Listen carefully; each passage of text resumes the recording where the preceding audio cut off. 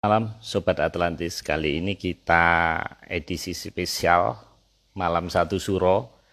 Maaf agak terlambat tadi karena saya harus memandu acara webinar lainnya dari jam 7. Moga-moga malam ini tidak ada gangguan. Ini Mas Agus Sunaria join. Kita tunggu Mas Agung.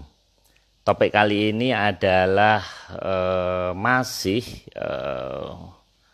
mengenai tembok Cina. Jadi cara apakah Cina bangsa pelaut? Sekarang kita akan membahas tentang tembok Cina. Apakah buatan bangsa Cina? Nah, ini apa teori apa lagi nih? Mas Agung, kedengeran Mas? Halo Pak. Ini belakang saya hijau dan saya pakai ini Sunda karena ini edisi Satu Suro Mas. Nah, gitu. ini hijau ini ternyata ada makna. Saya itu baru tahu kalau webinar itu kalau pakai virtual background itu selalu pecah. Ternyata harus hijau. Nah, kalau hijau itu ternyata jadi bagus. Nah, barusan saya jadi moderator di Iluni UI mengenai migas. Baru selesai jam 10 kurang 15, jadi mohon maaf terlambat.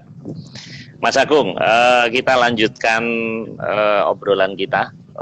Masih mengenai rangkaian Natuna ini, masih seputar Cina ini ya. Atlantis kali ini masih seputar Asia Utara ini ya. Kali ini kita akan membahas lanjutan. Kalau minggu lalu laut, sekarang kelihatannya Mas Agung mengarahkan ke darat ini ya, ke temboknya. Jadi ini teori apa lagi ini ya? Ini beberapa rekan tanya ini apa? Karena selama ini tembok Cina kan dipikirnya ya buatan Cina, nggak mungkin kan? Misalnya pecel Madiun ya bikin Madiun gitu. Nggak mungkin dibikin dari Medan misalnya gitu. Nah ini kok Mas Agung di sini mempertanyakan tembok Cina ini apakah Cina yang buat ini apa Mas? Bisa dimulai Mas kita 60 menit ke depan. Oke. Pada dasarnya gini Pak ya, bahwa tidak semua jenis makanan gitu yang dibikin oleh yang dikatakan suatu daerah pasti dibikin oleh daerah tersebut. Contohnya Bika Ambon gitu kan, tidak semuanya pasti dari Ambon kan Pak. Pecel Madiun gitu juga belum tentu pecelnya dari Madiun gitu, mungkin bisa jadi orang sini tapi pakai nama pecel Madiun gitu.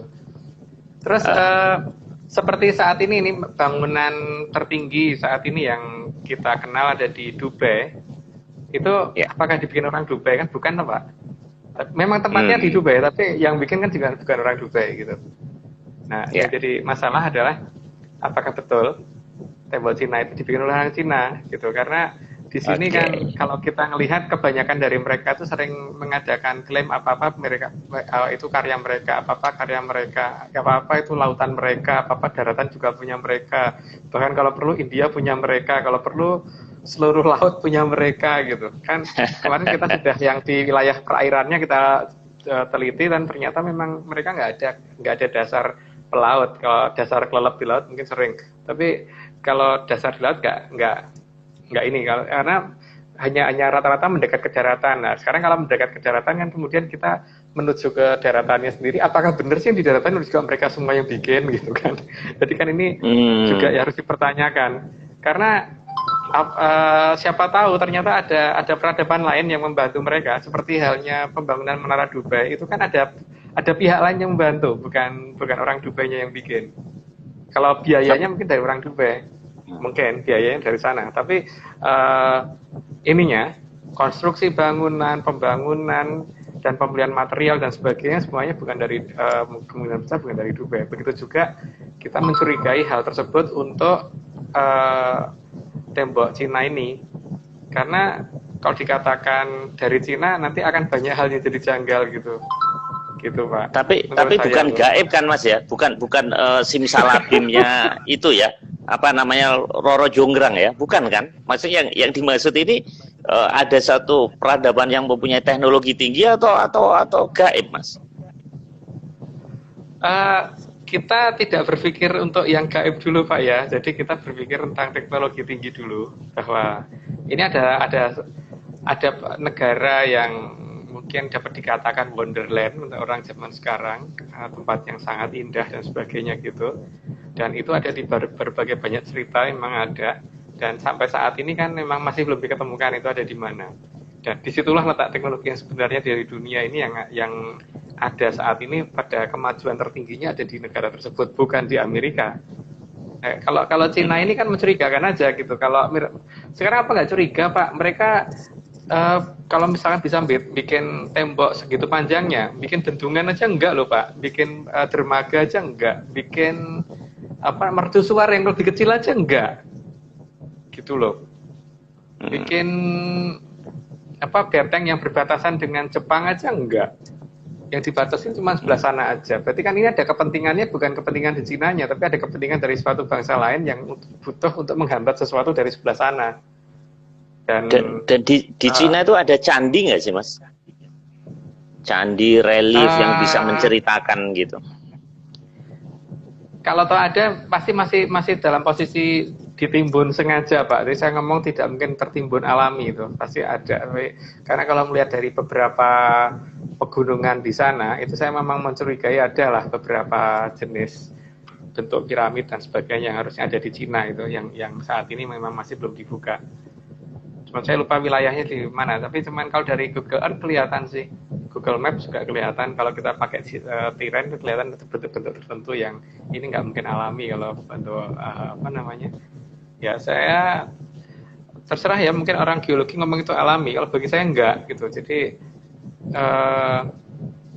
ini semua itu pembuktiannya bukan berdasarkan teori, jadi harusnya memang digali gitu. Karena kalau memang pembuktian itu betul-betul kita harus selain pembuktian secara geologis juga pembuktian secara penggalian, bukan secara teori ya. Karena di Indonesia kan kebanyakan penolakan berdasarkan teori ya, bukan berdasarkan penggalian gitu. Jadi saya nggak percaya Pak, terus terang nggak percaya kalau Cina bisa bangun tembok sebesar itu gitu loh. Walaupun mereka ngomong itu dibikinnya sekian generasi, itu Bill Gates bener gitu loh, nggak percaya sama saya, total saya nggak percaya karena fakta lapangan saya tidak menemukan mereka bisa bikin dermaga, mereka nggak bisa bikin tembok di sebelah timur, mereka nggak bisa bikin mercusuar aja mereka nggak bisa bikin gitu. Masuk iya tembok segitu gedenya bisa dibikin gitu, itu kan layak dipertanyakan. Lagian saya juga belum pernah mendapatkan data radiometri apakah sesuai dengan umur yang mereka ceritakan itu, bahwa tembok itu dibikin tahun sekian itu apakah ada radiometri yang menjelaskan bahwa tahun sekian beneran berdasarkan data radiometri. Itu belum ada Pak, belum ada, atau saya mungkin belum dapat ya, nggak tahu. Ini teori ini aneh, karena anehnya apa? Ada barangnya tapi tidak dipercaya. Sementara ada orang yang percaya tapi tidak ada barangnya. Nah ini teorinya Mas Agung ini agak menyimpang ini. Saya rasa ini bakal ditentang para historian dan para sejarawan ini teori ini Mas. Silahkan Pak, kalau mau menentang silahkan. Karena pada dasarnya masuk gini ya. Oke. Sebentar Pak, ini seperti yang saya ceritakan tadi kan, Menara Dubai itu kan juga bukan dibangun orang Dubai Pak, harap diingat, iya kan, bahwa beberapa bangunan yang ada di Dubai yang bergerak besar-besar itu juga bukan orang Dubai yang bikin. Jadi kalau misalkan saya curiga bahwa itu yang bikin bukan orang Cina, sangat logis Pak. Sebenarnya. Oke, sekarang monggo mau dilanjutkan lagi. Oke, kita langsung ke slide karena malam ini cukup banyak, sekitar 15-16. Ini slide pertama apa ini? Oh ini ini Pak Marius di tembok Cina. Ya, itu Pak Marius kan yang pakai kaos putih. Oke. Oh iya, saya baru sadar. Gitu. Nah, ini Mas, saya heran. Ini kan tembok Cina dibuat ribuan tahun lalu ya, tapi temboknya perhatikan deh, tidak ada reliefnya Mas. Lihat, itu kan seperti batu bata ya. Maksud saya gini, kalau ada relief itu seperti Borobudur, itu kan bisa menceritakan kan. Menceritakan misalnya di situ ada peperangan apa dulu dengan suku Mongolia segala. Tapi kok saya lihat ya, saya hanya spot itu karena dia panjangnya kan 8 ribuan meter, hanya di titik di situ aja. Itu gimana Mas? Kilometer Pak, bukan meter. Oh iya, kilometer. Iya, oke, kilometer. Kalau 8.000 meter pendek banget itu. Iya, kilometer. Itu jadi gini, gimana Pak, Mas?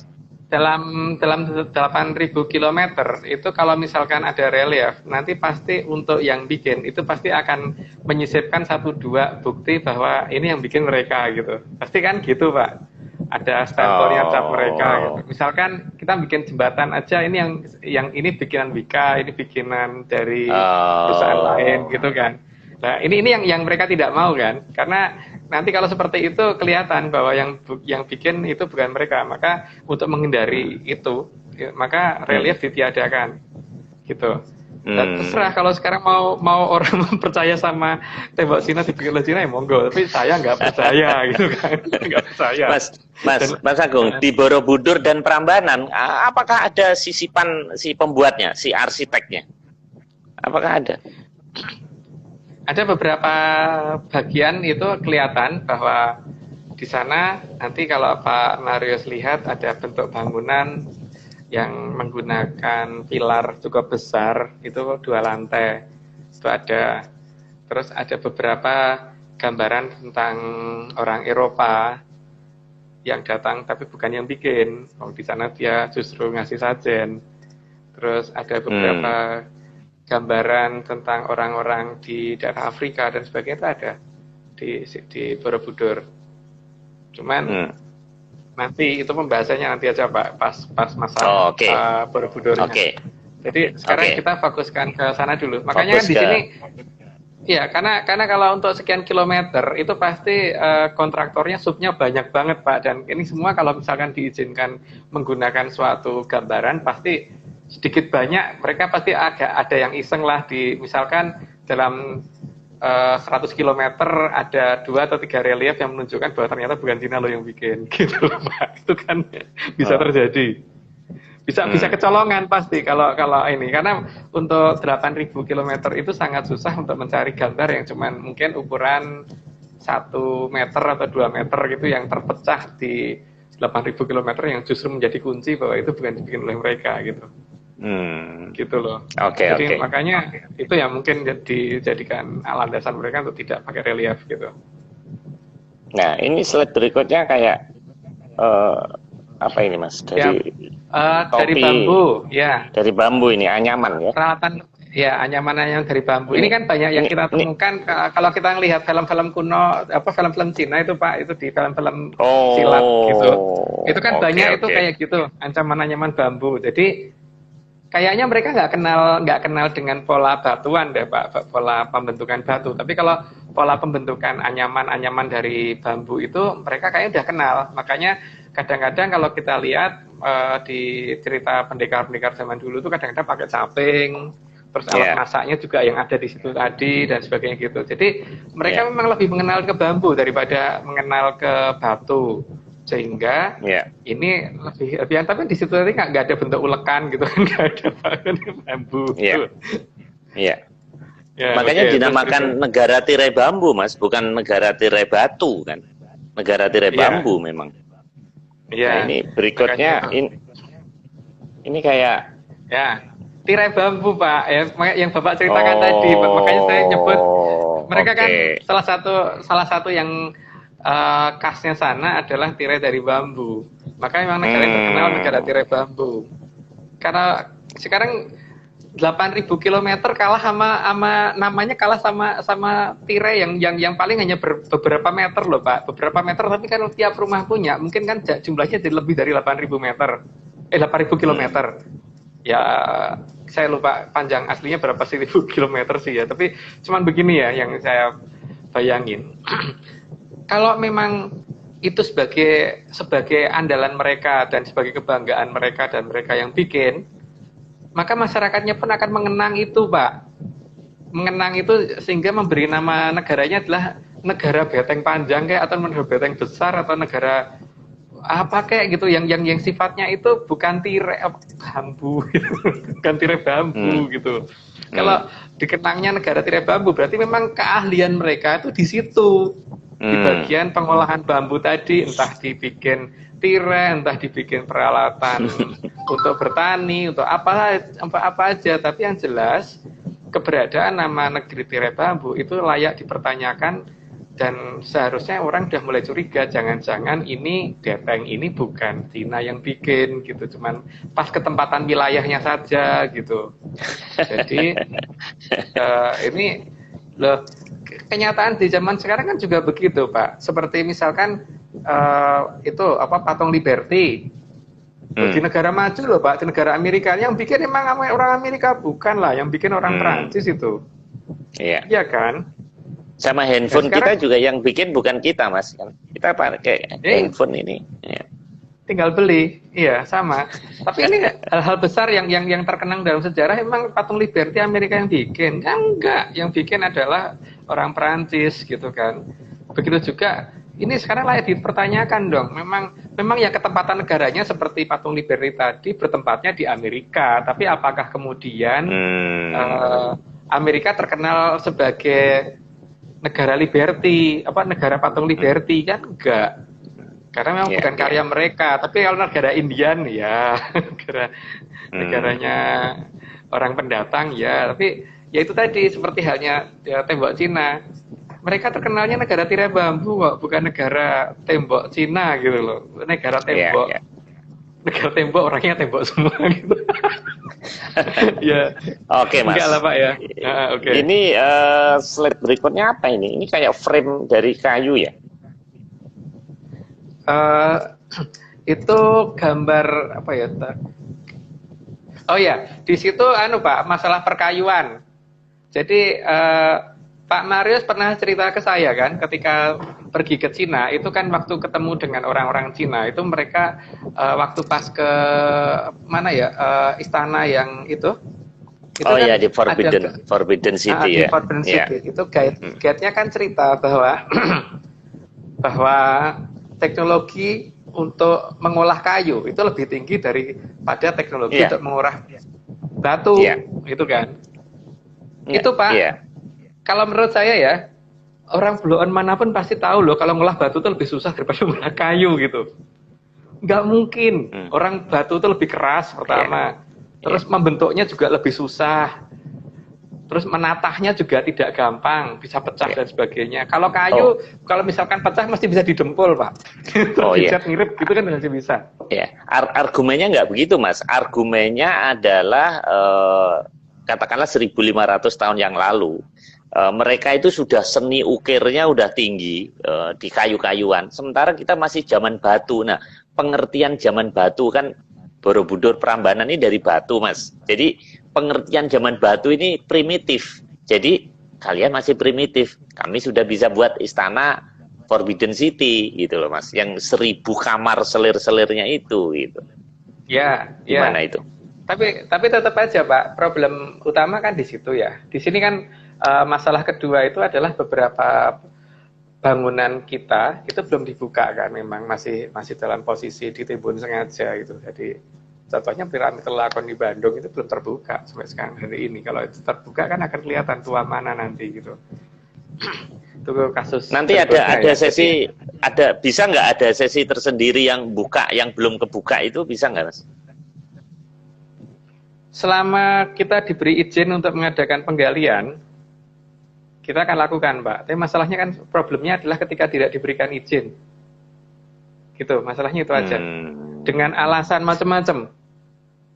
Yang jelas bagi saya adalah ketika itu suatu bangunan, kemudian membuktikan bahwa itu bangunan atau bukan, itu dibuka. Bukan kemudian pakai teori ya. Karena di sini memang yang paling penting adalah setelah diadakan geolistrik atau tes apapun, ya langkah berikutnya dibuka. Gitu, bukan dilarang dibuka. Jadi kalau mereka menyatakan bahwa ketika kita masih primitif mereka sudah punya seperti itu, kita bisa balik lagi di Candi Penataran. Itu pernah ada relief yang saya tunjukkan di sini juga, itu menunjukkan bahwa posisi orang Cina di belakangnya orang Jawa lagi, dan posisinya seperti seorang pengawal yang berdiri itu pun paling belakang Pak.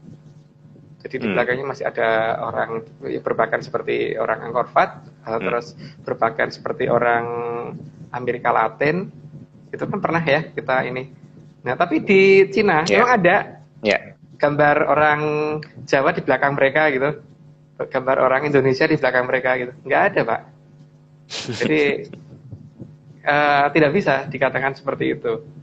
Ini semua kan masalahnya adalah data sejarah kita saat ini masih berdasarkan rekonstruksi bukan dari sesuatu ya, karena saya kan masih menyatakan bahwa posisi kerajaan kita saat ini itu masih misterius karena dari beberapa serat kuno saya menemukan berarti beberapa data, terutama dari Menyan, Pak, itu saya menemukan beberapa data bahwa kerajaan kita belum ditemukan.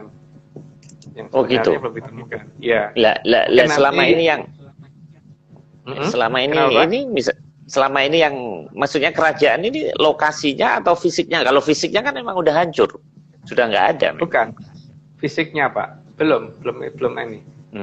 Ya, sebagai gambaran mungkin gambaran kecil saja ya, tapi mungkin saya tidak bisa terus terang banget di sini bahwa patokan sungai besar, Sungai Berantas itu bukan di Jawa Timur yang kita curigai.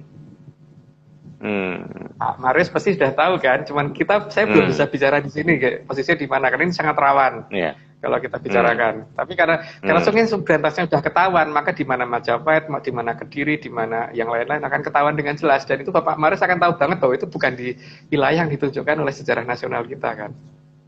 Gitu. Wow.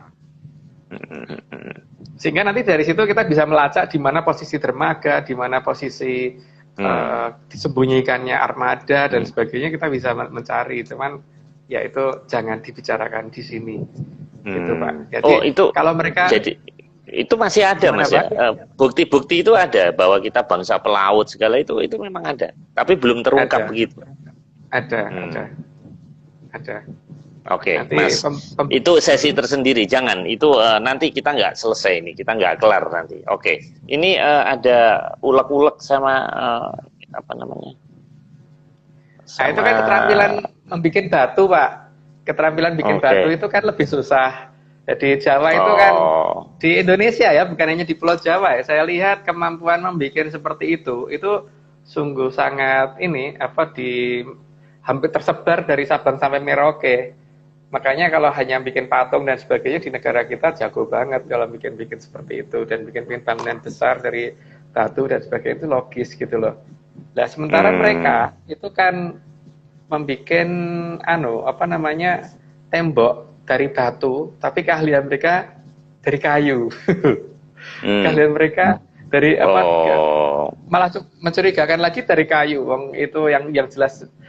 Kalau mereka terkenal sebagai negara yang pengukir seperti itu harusnya kan ya negaranya terkenalnya bukan seperti kayak Jepara gitu ya, misalkan terkenal ukirannya gitu.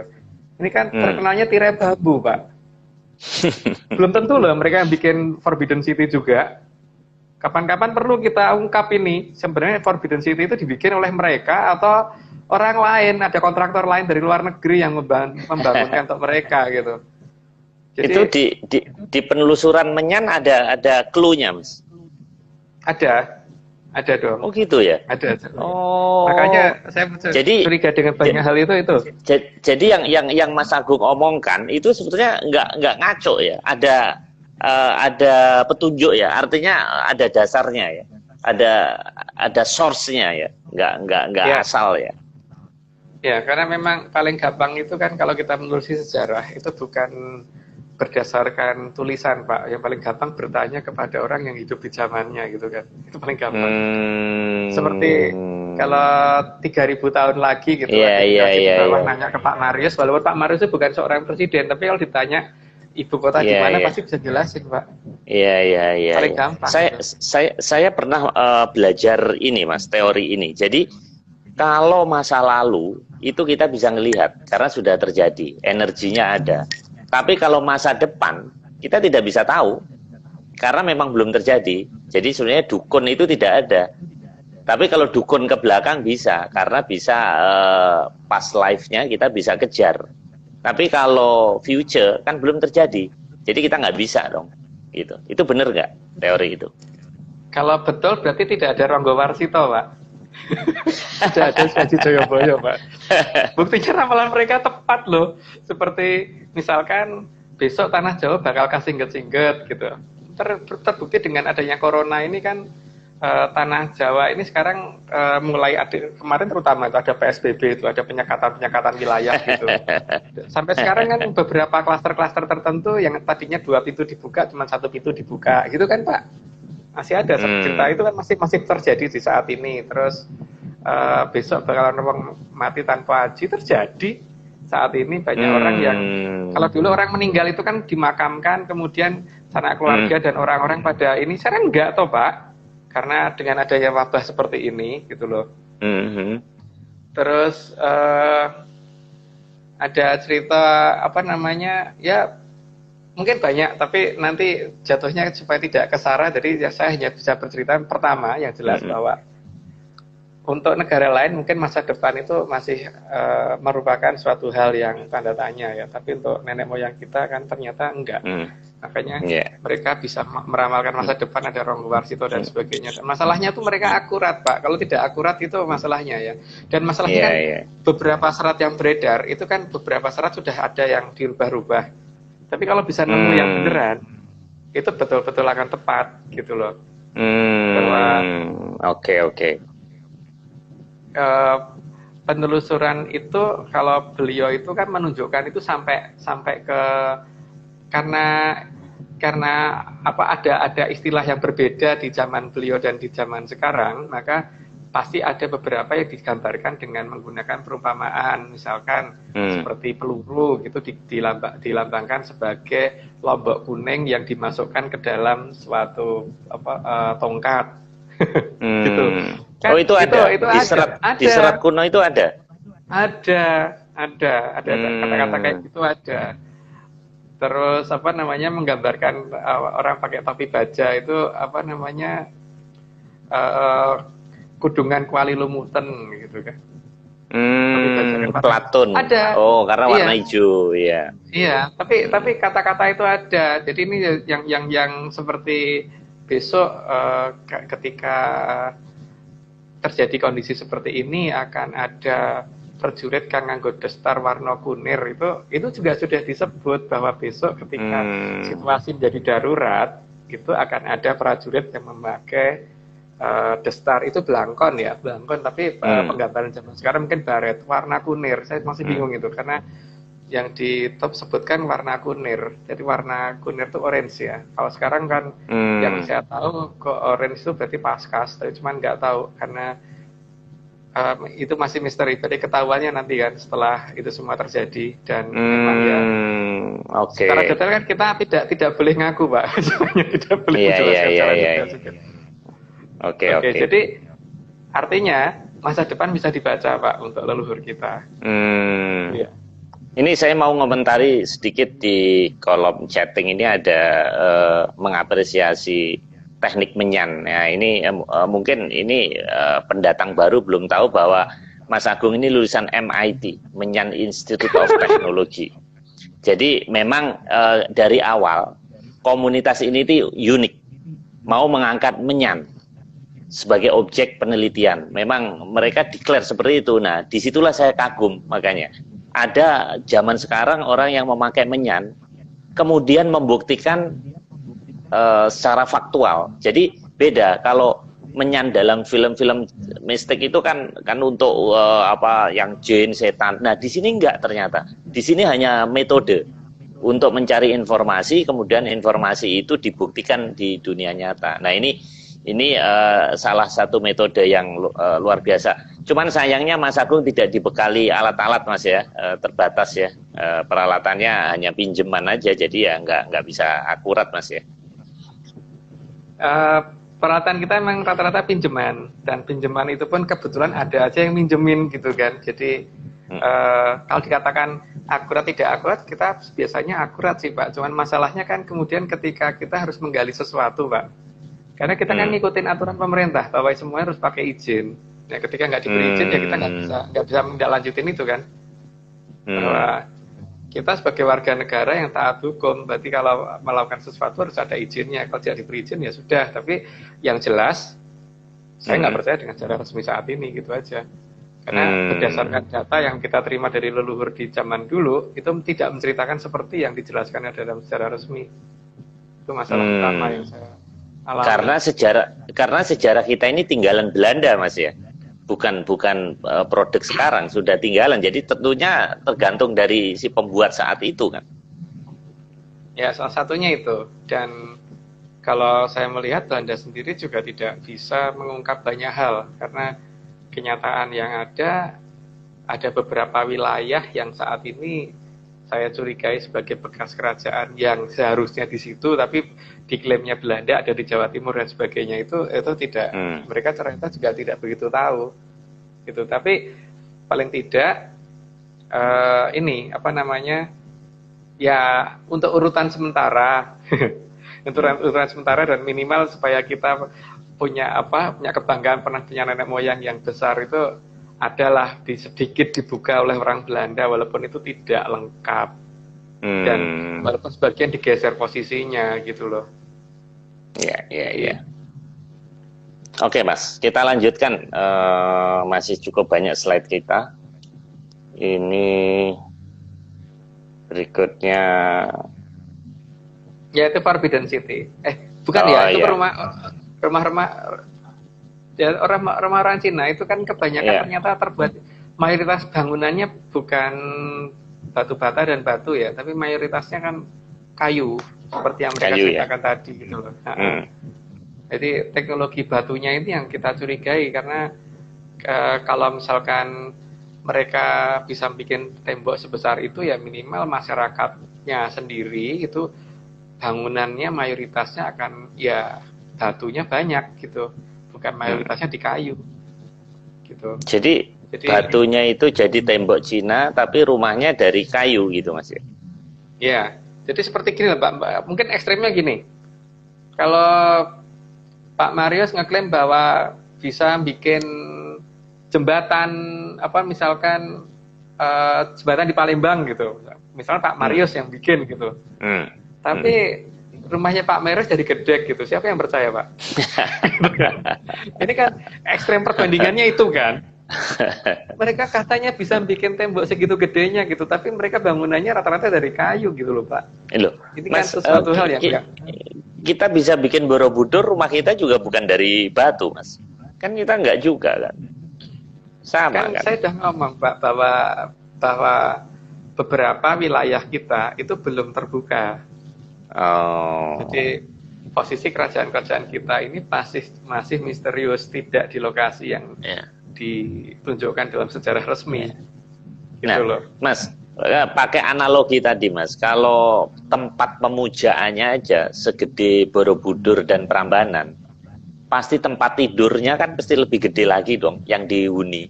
Sama juga dengan China kan, kalau dia bisa membuat tembok Cina sebesar 8.000 kilo, mestinya dia punya kerajaan yang dahsyat begitu kan Mas?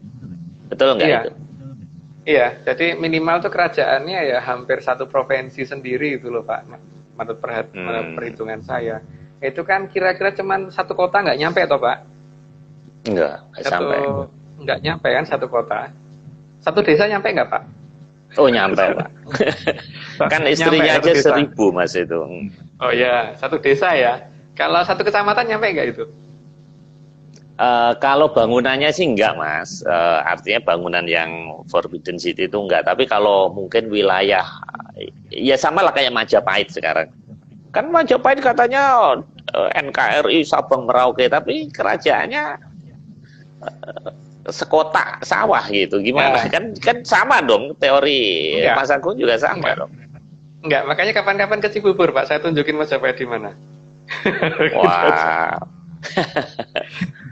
Saya tunjukin beneran posisi Majapahit ada di mana. Jadi kenapa nanti ada daerah namanya ini terus itu kelihatan seperti itu. Nanti ini.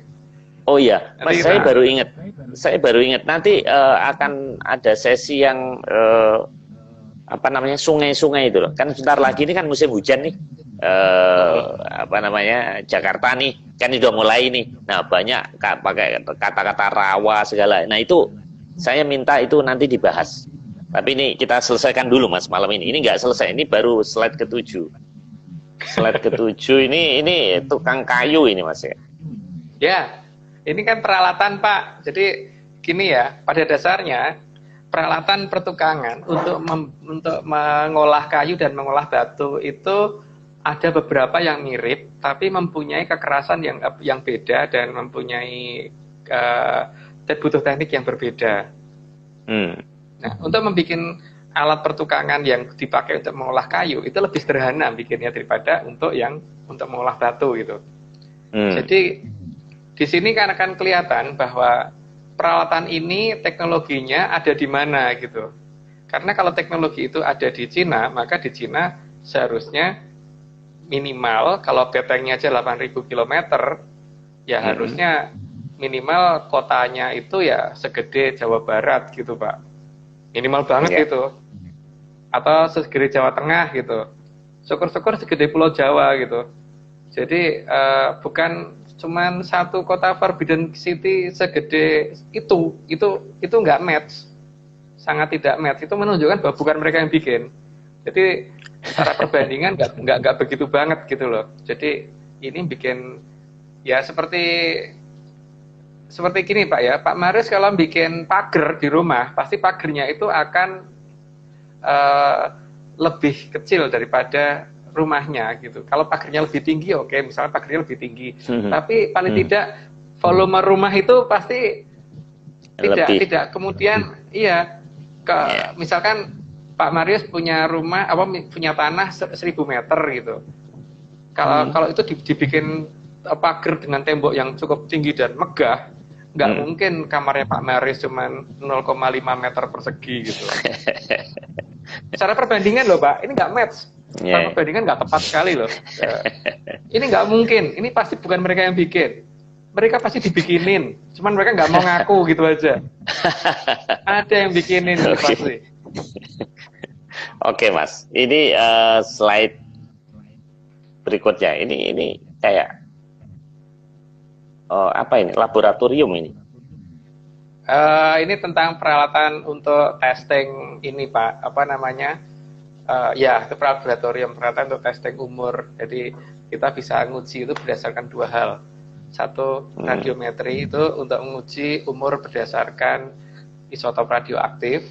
Yang kedua, kita bisa mengadakan pengujian serat dari kayu-kayuan itu untuk nyari umurnya berapa. Nah, problemnya adalah apakah ini pernah dibuka dalam cerita sejarah Cina bahwa sebenarnya tembok Cina itu kalau di radiometri umurnya berapa sih? Terus sebetulnya juga Forbidden City itu kayunya kayu mana sih? Terus kemudian kayunya sendiri kalau diadakan uji serat betul nggak sih di tahun yang mereka sebut gitu loh. Jadi klaim itu benar-benar harus perfect sekali gitu. Kalau ternyata enggak, layak dicurigai mereka bukan yang bikin gitu kan. Kalau kayu itu, kalau kayu bisa umurnya bisa ribuan tahun nggak, Mas? Bisa aja, Pak. Bisa ya? Aja. Iya. Dan ini bisa, yang jelas harusnya ada uji yang paling tepat ya, uji serat itu untuk ke ininya umurnya. Tapi ya mungkin orang biologi ini lebih tahu, Pak. Orang di IPB sana lebih ngerti, orang pertanian mungkin lebih tahu lah. Atau ya yang jelas saat ini kita kayak gugon Tuhan Pak, jadi gugu doang gitu. Mereka ngomong ini tembok Cina buatan Cina, nggih gitu kan. Ini Forbidden City buatan Cina, nggih gitu. Enggak, kita nggak boleh begitu. Sekarang kita harus mulai mikir ini tembok Cina bikinan Cina, mosok iya gitu dulu Pak. Sekarang kita harus mulai begitu, nggak boleh apa-apa. Tapi gini Mas, kenyataannya bangsa mereka lebih maju dari kita loh. Gimana itu? Kalau kita lebih hebat, bisa bikin Borobudur, Prambanan, dan masih ada tempat-tempat yang hidden, yang masih belum terungkap. Berarti kan nenek moyang kita waktu itu jaya, tapi kenapa kita kok jadi keturunan kita kalah dengan keturunan Tiongkok? Produk-produk kita aja sekarang produk Cina. Berarti kita gimana? Jangan-jangan kita juga bukan anaknya leluhur kita, jangan-jangan. Mungkin di waktu yang pertama dulu saya pernah cerita ya bahwa memang ada perjanjian bahwa mereka harus pergi dulu dari kita paling tidak 500 tahun, tapi bangsa itu ternyata masih membela kita sehingga sebelum sampai 500 tahun kita sudah dibantu untuk tidak berantakan. Tapi mereka akan menepati janji bahwa di titik itulah nanti semuanya akan dikembalikan. Cuman gini Pak ya, saat ini memang banyak yang sudah berubah di tempat kita, dan kita bisa melihat bahwa Cina maupun Jepang itu tradisional dipegang ketat, dipegang erat Pak. Tapi di sini kan enggak. Coba deh, paling tidak di sistem kurikulum kita saja itu justru tradisional itu kayaknya dihindari kan Pak. Bahkan semua hal harus berdasarkan standarisasi Barat. Jadi tidak ada yang namanya standarisasi menyan di sini itu. Jadi standarisasinya kita tidak gini Pak. Jadi ketika ya seperti pernyataannya BK ya Bung Karno dulu bahwa jangan sekali-kali meninggalkan sejarah. Kita sudah meninggalkan itu semua kok, karena kenyataannya ketika saya melakukan penelitian sejarah kita memang belum ditemukan.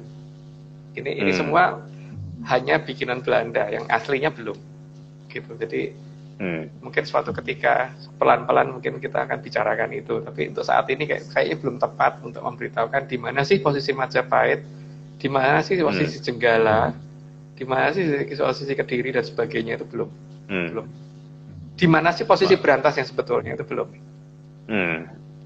Gitu. Jadi kalau dikatakan bahwa kita kalah dengan Cina, ya saat ini. Karena apa? Karena kita mau meninggalkan itu semua dan kita berusaha menghilangkan itu semua. Contoh yang paling jelas itu gini. Kita mengerti betapa hebatnya orang Dayak pada saat kalau tradisi pada saat mereka masih pegang tradisinya itu. Apakah pemerintah kita kemudian membangun pasukan khusus berdasarkan tradisional, Pak? Enggak kan? Misalkan pasukan adat Nusantara, salah satunya itu pasukan Dayak dari Kalimantan gitu. Enggak kan, Pak? Iya, kalau itu kaitannya dengan senjata, Mas. Karena senjata kita kulakannya kan dari barat. Otomatis kan formasi pasukan kan juga dari senjata itu gitu. Ya, tapi kan gini Pak, itu kan suatu hal yang disingkiri oleh negara kita sendiri ya, bahwa banyaknya orang-orang kita yang seperti itu tidak dimanfaatkan pemerintah untuk mendukung negara ini gitu, malah bagaimana mereka pergi gitu, atau mereka menyelenap bagaimana gitu loh. Seperti ini Pak, saya pernah ke terminal Jogja, itu saya lihat ada preman di sana, waktu itu pas kebetulan ada masalah. Saya lihat dia ditembak, enggak mempan. Akhirnya tentara yang ini menyingkir gitu. Tapi problem yang paling utama adalah mereka tidak digunakan oleh negara sehingga hanya bisa jadi preman. Seharusnya orang-orang seperti itu direkrut jadi pasukan khusus, Pak. Ditembak nggak apa-apa. Amerika pun akan ngeri, Pak, kalau berhadapan dengan tentara seperti itu gitu loh. Di negara kita banyak banget orang seperti itu, dan orang yang mempunyai kemampuan di atas rata-rata orang normal gitu. Dan itu tidak dimanfaatkan negara. Jadi kalau tadi Pak Marius ngomong bahwa kita kalah sama Cina, iya, karena kenyataannya saat ini itu tidak dimanfaatkan oleh negara kita, dan bahkan dalam kurikulum nggak ada loh Pak, bagaimana orang jadi sakti itu nggak ada loh dalam kurikulum pendidikan kita. Padahal kenyataan di lapangan banyak. Mas, kenyataan di lapangan banyak. Mas, satu hal, tadi kan bilangnya ada preman yang nggak cerdas ditembak. Nggak usah kita bicara perang deh, kita bicara sport. Kalau kita bisa membentuk kesebelasan orang-orang kayak gitu, kan kita bisa menang, Mas, juara dunia. Kenapa nggak ada riset membuat kesebelasan yang terdiri dari orang-orang sakti yang didekatin, misalnya nih kita lawan Ronaldo, nanti begitu didekatin dia mental sendiri. Kenapa? Dan itu dipakainya tertentu aja, jangan terus-terusan, kan curiga melanggar FIFA nanti. Jadi misalnya begitu didekatin dia pakai aji-aji itu, kemudian bolanya di tendang masuk gol. Maksudnya kenapa sih? Kata betul loh ini kan kita banyak orang sakti, kan itu lebih gampang menolak benda daripada dibacok dan sebagainya itu kan. Kita punya ilmu kayak gitu. Kenapa tidak ada riset tentang itu? Kenapa, Mas? Itulah dia. itulah dia, makanya Pak Marius kalau menyatakan bahwa kita kalah sama Cina kan salah satunya itu kan, kita berusaha menghilangkan tradisi Pak, di sini masalahnya. Jadi ngenes sebenarnya, tapi ya udahlah, yang penting teman-teman yang masih pegang itu ya semoga masih bisa melestarikan gitu kan. Tapi saya sebagai orang Jawa ya melestarikan apa yang ada di Jawa, paling tidak yang bisa saya lestarikan, paling tidak itu dulu yang saya kerjakan. Tapi saya setuju Pak, kalau misalkan hal seperti itu diungkapkan kembali, itu saya setuju, karena memang itu kelebihan negara kita ada di situ. Jadi kalau itu ditiadakan, dianggap tidak ada dan sebagainya, ya ini bukan kita tidak bicara tentang hal yang bertentangan dengan hukum ya, karena di sini seharusnya kan pemerintah harusnya justru yang punya inisiatif untuk membangkitkan ini semua ya, karena kita kalau ini semua bangkit di segala lini kita bisa jaya Pak. Iya sama aja gini loh Mas, kan ada orang yang mempunyai ilmu yang dia kalau loncat terus bisa loncat sampai rumah segala. Saya ingat itu cerita-cerita itu. Nah kalau memang itu benar ada, kenapa nggak kita bentuk tim atletik untuk lompat jauh misalnya, lempar lembing segala. Kenapa nggak dipakai? Kan selama ini tidak ada uji kanuragan, yang ada kan hanya urin kan, yang ada hanya uji apakah pakai doping. Tapi kalau orang uji ini sakti atau enggak, bagaimana? Kayaknya IOC nggak bisa kan, jadi lolos gitu. Maksud saya pasti lolos itu orang pasti lolos. Kenapa nggak ada banyak? Iya, di Daya ada, di Sulawesi ada, di Irian ada. Itu bisa jadi hebat kita, makanya harusnya dijadikan timnas atau kalau perlu ya pasukan khusus Pak, pasukan khusus adat Nusantara itu dibentuk. Itu harusnya. Saya ingat kalau dulu waktu ya sport aja lah, kalau pasukan agak susah lah gitu. Kita ke olahraga aja. Misalnya dulu badminton ada istilah king smash, karena dia kan loncat terus dia bisa smash itu bisa menggunjam. Lah kalau ada orang bisa terbang kan bisa menang Mas. Itu bola di atas langsung dia terbang. Kenapa nggak dikasih tantangan gitu? Pasti yang sekarang yang bermanfaat lah gitu. Riset mestinya kan itu harus ya dicoba kalau memang benar ada gitu kan. Ya sekali-kali aja loncatnya, jangan terus-terusan gitu kan. Dan itu ya sah-sah aja kan, itu kan belum ada aturan itu kan, hanya doping, hanya yang kayak gitu-gitu kan yang dilarang kan. Itu nggak doping, malah mereka nggak makan, gimana bikin mereka puasa? Nggak bisa kok masih lolos semua Pak. Cuman ya itu tadi, asal bangsa ini tidak alergi ya dengan hal seperti Mas, itu. Mas, ini waktu kita ini sudah hampir 50 menit Mas. Ini kita percepat, nanti nggak habis. Ini seperti benteng ya. Itu dermaga Pak, yang saya katakan tadi. Ya. Oh iya. Mereka bikin dermaga aja nggak bisa kok ngomong bisa bikin tembok Cina itu loh Pak. Itu yang saya katakan tadi kan. Lah kalau bikin dermaga itu kan satuannya tidak nyampe puluhan kilo ya, paling cuma berapa kilometer gitu kan. Tingginya pun cuma berapa meter gitu. Itu aja nggak bisa bikin, masa iya sih mereka bisa bikin bisa bikin tembok Cina gitu. Itu nggak logis banget Pak. Gitu. Jadi alasan itu tadi, itu salah satu alasan saya bahwa saya nggak percaya kalau Cina bisa bikin Cina. Tuh mercusuar tuh lihat Pak, itu apa sepanjang 8.000 meter kan? Enggak kan Pak? Itu cuma berapa meter dan tingginya cuma berapa meter gitu kan? Itu panjangnya mercusuar nggak nyampe 8.000 kilometer Pak, tapi mereka nggak bisa bikin. Itu problem. Kalau mereka bisa, karena kalau mereka ngomong bangsa pelaut bisa ngeklaim Laut Natuna Utara, tembok itu namanya beteng laut, beteng yang ada yang katanya dibangun Jepang di Kepulauan Seribu. Nah itu juga kenyataannya mereka juga nggak bisa bikin. Itu lebih kecil dari itu, tidak sampai 8.000 kilometer Pak. Gitu. Iya. Kan butuh untuk bangunan atau pengawas pelayaran perlu Pak. Apalagi di daerah Paracel sama Spratly itu banyak banget batu karang itu. Di sana buah brus itu tenggelam kapalnya di sana kalau nggak ada yang bantu pengawasan seperti itu. Itu barang-barang yang ukurannya sangat mini dibandingkan temboknya saja, itu mereka nggak bisa bikin. Masa iya mereka bikin tembok Cina 8.000 km? Itu bangunan-bangunan yang saya tunjukkan tadi tidak sampai 8.000 km, rata-rata cuma berapa meteran gitu, istilahnya masih bisa dihitung pakai satuan meter gitu loh Pak. Itu aja mereka nggak bisa bikin.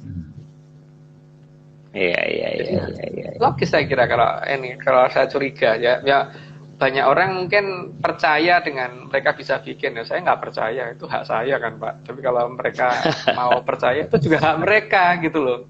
Saya tidak melarang untuk mereka untuk tidak percaya saya ya, tapi saya juga tidak mau percaya begitu saja. Jadi sudah saatnya bahwa kita ini kalau ada sesuatu ya saat pertama itu ya yang kita ajukan bahwa masa iya gitu dulu, jangan oh iya gitu. Gitu, genggian aja tuh nggak boleh. Sains tidak genggian Pak. Itu kan batu bata Pak. Batu bata itu kan dibikin dari tanah yang dicetak kemudian dikeringkan lalu dibakar. Nah, kalau misalkan tembok Cina ini misalkan bukan dari batu kali, misalkan dari batu bata, ya seperti yang ceritakan Pak Maris, katanya dari batu bata, berarti kan akan hilang sekian banyak volume tanah yang kemudian berubah jadi beteng gitu. Nah itu posisinya di mana? Bisa mereka tunjukkan nggak lubang daerah yang daerah yang dikeruk kemudian dibikin batu bata untuk dipakai untuk bikin itu? Kan enggak Pak? Itu juga nggak bisa diungkap oleh mereka sesuai dengan hari ini kan? Artinya ini pun batanya mungkin didatangkan dari wilayah lain, bukan dari wilayah mereka gitu.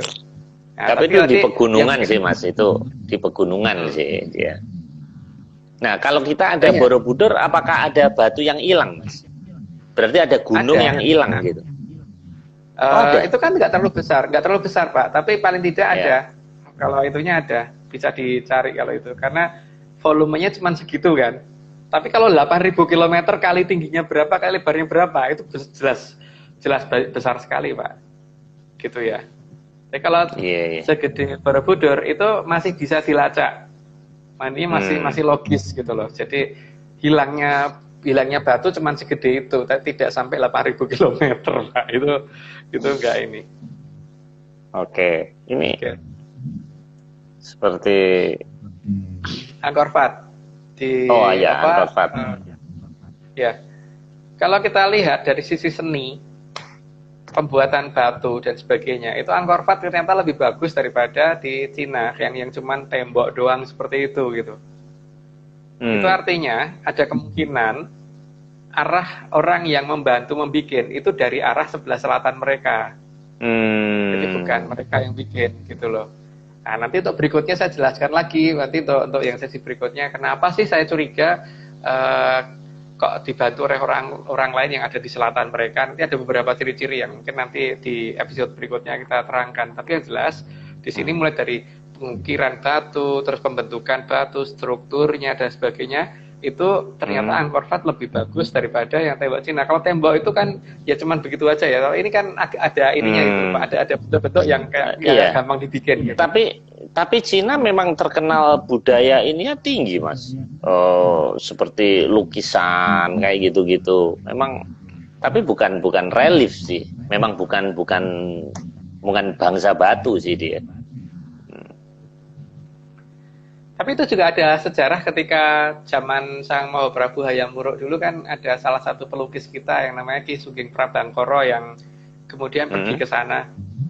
Itu kan pelukis hebat itu, Sugeng Prabangkara yang akhirnya pergi ke Cina, yang akhirnya ini membuat banyak lukisan. Apakah dari dia yang ngajarin? Bisa aja Pak. Tapi yang jelas cerita dari sini ada tentang di Babat Mojopahit, ada tentang cerita Ki Sugeng Prabangkara itu ada. Iya. Nah itu bukti berikutnya ada di wilayah sekitar Mesir. Itu ternyata di Mesir kan juga mereka bisa bikin piramid seperti itu di daerah berpasir dan sebagainya. Tapi ya itu mencurigakan juga karena batunya dari mana dan sebagainya gitu kan. Cuman gini Pak, teknologi pengolahan batu itu ada di beberapa negara di dekat-dekat Cina. Cuman ada di sebelah baratnya, ada di timurnya, ada di timurnya, ada di baratnya, dan ada di selatannya rata-rata. Dan di sini nanti di episode berikutnya nanti saya akan mencoba meneliti kira akan menjelaskan ya versi saya bahwa bantuan itu kira-kira datangnya dari arah mana gitu. Wah. Ya, itu Seru, berikutnya.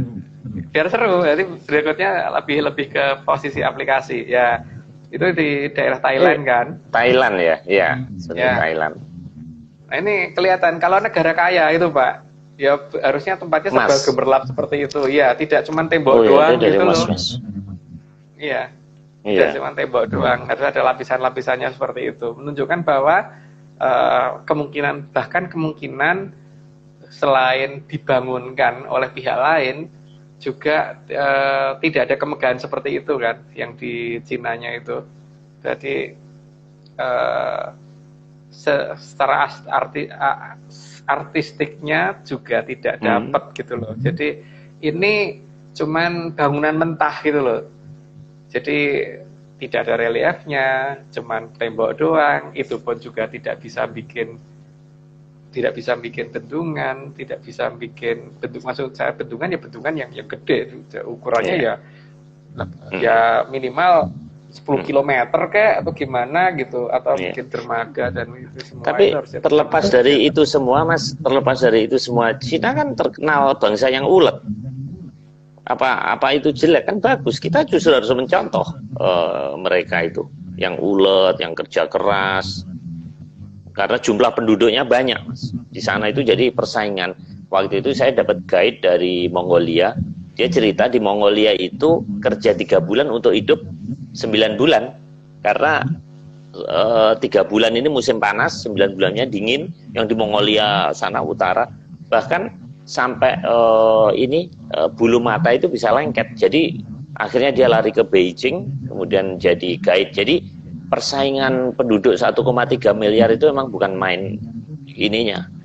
Nah kalau kita kan masih hidup, nggak makan, nongkrong pinggir jalan ada yang ngasih, malah sekarang ada program itu yang BPJS yang gajinya di bawah 5 juta dapat 600.000, iya kan. Nah, di sana mati Mas, nggak ada. Makanya kenapa kalau kita ke Korea, ke Cina, Jepang pastilah itu. Kenapa saya lihat bukit itu bisa benar-benar bagus gitu, nggak kayak kita puncak, nggak karu-karuan. Ternyata memang di sana nggak bisa hidup. Kalau nggak ada listrik, nggak ada saluran air itu nggak bisa hidup. Karena ekstrim. Alamnya ini ekstrim, ya klimatnya ekstrim, kemudian penduduknya banyak gitu. Nah itu yang membuat mereka menjadi bangsa yang kuat. Nah kita ini katanya leluhurnya kuat, tapi kalau kenyataannya nggak punya pulsa aja udah nggak bisa hidup kita. Jangankan ya jadi petarung. Anak sekarang itu nggak takut jin setan gendruwo Mas, tapi nggak, pulsanya habis itu lebih takut itu. Mentalnya seperti itu gitu. Jadi maksudnya terlepas dari bukti-bukti itu, mereka itu terbukti unggul gitu loh Mas. Ini harus ada penjelasan versi menyan ini zaman apa, atau zaman kita yang memang lagi digencet ini gitu. Emang iya Pak, saya sudah jelasin di awal Pak, bahwa mereka tuh masih pegang tradisi banget gitu kan, kita enggak. Itu betul, kalau itu ya. Oh ya, waktu termasuk loh Pak, ini waktu. Oke, satu lagi ini terakhir Mas.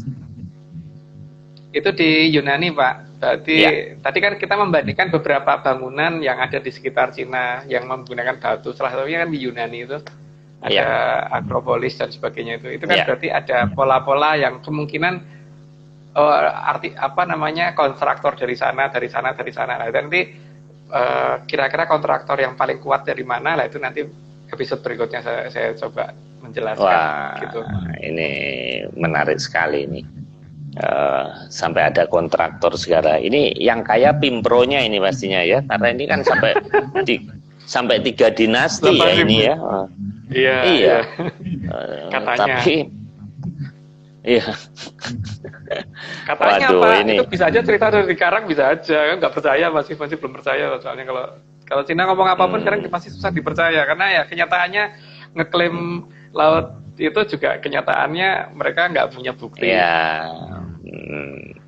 Ini kan pembahasan kita ini berawal dari Laut Natuna Utara sebenarnya. Kita kan memberikan masukan ke pemerintah juga gitu, memberikan opini dari sisi Atlantis. Nah kemudian kita merembet ke tembok Cina. Jadi minggu depan kita topiknya masih sama, Mas. Masih sama, cuman nanti kecenderungannya ada di siapa sih sebenarnya yang membantu mereka gitu loh. Oke. Saya tidak akan menunjukkan siapa orangnya, tapi paling tidak dari beberapa penggambaran nanti akan kelihatan bahwa dari wilayah sana gitu. Iya, iya. Oke, Mas. Ini tinggal 15 detik. Ini ada rekan saya yang masuk, Mas Rahmat Harimurti, tapi sudah selesai. Jadi kita ketemu minggu depan, Mas ya. Jadi siapa kontraktor tembok Cina?